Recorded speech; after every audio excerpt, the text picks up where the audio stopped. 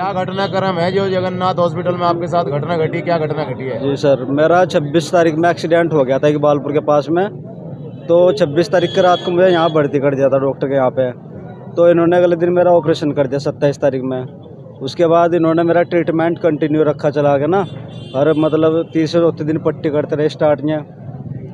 हर पट्टी पे इन्होंने मतलब बोलते रहे कि तीसरी पट्टी पे इस पे जख्म होना स्टार्ट हो गया, मेरा पैर का पस बनना स्टार्ट हो गया। तो मैंने बोला भी मगर सर इसमें पस बन गया, ऐसा तो होता नहीं कभी भी। अब डॉक्टर ने बोला कि ठीक हो जाएगा, हमने दिल्ली से दवाई मंगा दी है, या कर दिया वो कर दिया।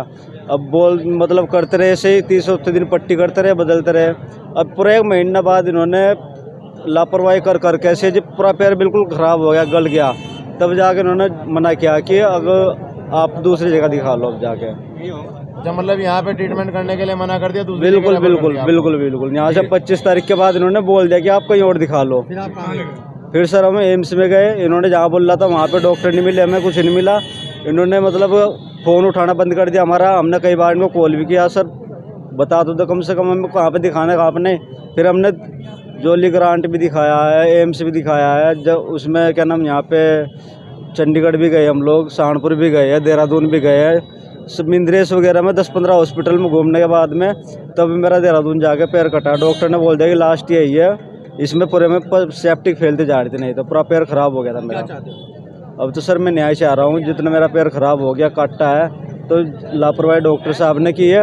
अब मैं ये बता दूँ पूरी ज़िंदगी के लिए नहीं सर, दूसरे हॉस्पिटल में पैर कटा है इन्होंने। जब पूरा पैर गल गया था, इसमें पैर में कुछ बचा ही नहीं था। फोटो देख सकते हो, फोटो पड़ा हुआ है इसका जी, बिल्कुल पूरा जख्म हो गया था। इन्होंने बिल्कुल मना कर दिया था, पैर इतना सूख के इतना सा हो गया था मेरा।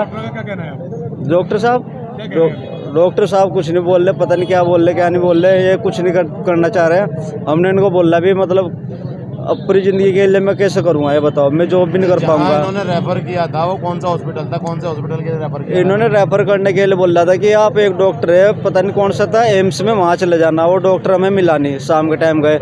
अगले दिन वहाँ पे गए, उन्होंने बोल दिया कि आपका पैर घुटने से ऊपर कटेगा, ये होगा वो होगा। उन्हें डॉक्टर ने खुद बोल दिया कि आप 15 दिन पहले भी आते तो भी आपका पैर बच जाता, पूरी हड्डी काली हो चुकी थी। उन्हीं डॉक्टर ने बोला जो जिस डॉक्टर के पास भेजा था, जिनके लिए इन्होंने लिखा था, वो मिले थे। आपका पैर काटना पड़ेगा बिल्कुल।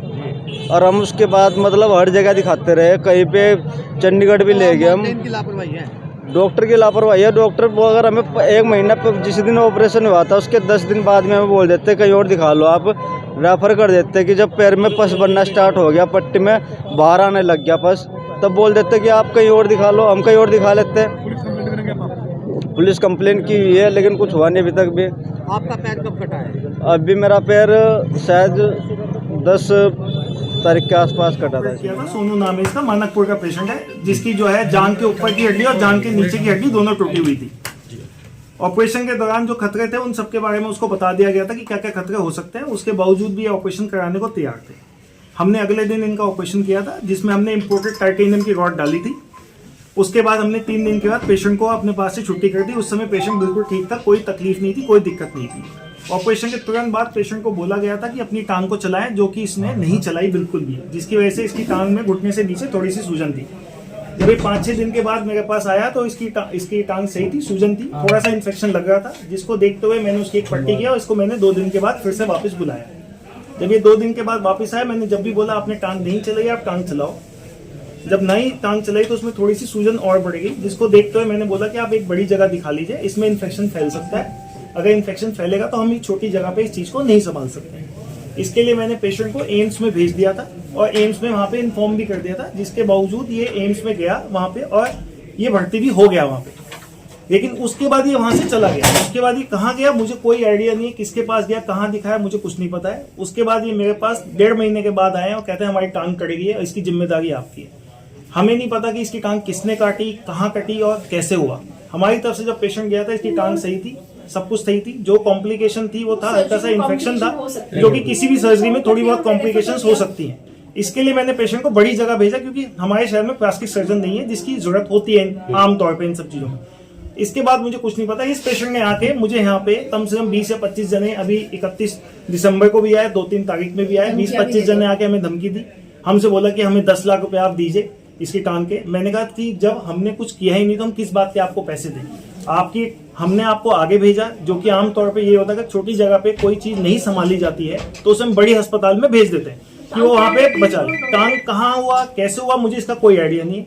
ये 5-6 दिन पहले आके फिर मुझे धमकी देके गए, आज ये 50 दिन आके फिर धमकी दे रहे कि आप हमें 10 लाख रुपए दे दिए, 10 लाख रुपए दे दिए। इन्होंने झूठे बयान पेपर में छपवाए हैं कि मैंने इनसे पैसे मांगे, इस ऑपरेशन के 10 लाख रुपए मांगे, जबकि इन बातों में कोई भी सच्चाई नहीं है। ना मैंने इनसे पैसे मांगे इन सब चीजों के, बाकी मैंने आपको जो था बता दिया। डॉक्टर साहब, इनका कहना है, पेशेंट का कहना है कि हमें लेट बताया गया है। डॉक्टर साहब पहले हम पूछते रहे कि मतलब क्या है, तो इन्होंने कुछ बताया नहीं। जब केस बिगड़ गया उसके बाद उन्होंने रेफर करा। ये है कि अगर पेशेंट का इलाज हम अपने पास करें और ठीक ना हो तो भी हमारी गलती, और ठीक कुछ भी दिक्कत हो तो भी हमने अपनी तरफ से जब तक कोशिश कर सकते थे जब तक करी।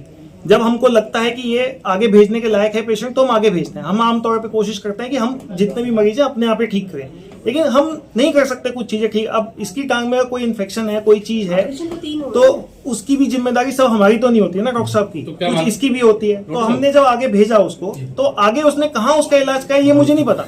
अब जिस अस्पताल में इसने इलाज करवाया, ये सवाल तो उनसे भी पूछे जाने चाहिए ना कि वहां पे क्या हुआ, कैसे हुआ। मेरे पास से जब गया इसकी टांग में ऐसी कोई इतनी भयानक दिक्कत नहीं थी कि मैं बोलूं कि ऐसा कुछ होना चाहिए। तो रेफर करने का कारण क्या बना? रेफर करने का कारण ये था आपके बस का नहीं कि रेफर कारण का ये था कि उसको प्लास्टिक सर्जन की जरूरत थी, इन्फेक्शन बढ़ रहा था जो मैं छोटी जगह पे नहीं संभाल सकता, तो मैं बड़ी जगह भेजूंगा। ये आमतौर पे हर डॉक्टर ये करता है, अगर कोई छोटी जगह पे कोई चीज नहीं संभाली जाती तो हम उसे बड़ी जगह भेज देते हैं। और कॉम्प्लिकेशंस थोड़ी बहुत कॉमन होते हैं, हर सर्जरी में कॉम्प्लिकेशंस होते हैं जिसका हम बता के ही ऑपरेशन करते हैं। तो क्या मानते हैं जो टांग कटी है, क्या मानते हैं? ये हमें तो पता ही नहीं ना, हम ना हमारे पास कटी, ना हमें पता कहाँ हुआ, किसने किया, हमें ये भी नहीं पता। और इसमें मैं क्या बयान करूं? ठीक, स्टार्ट किया तो पीछे साइन हुए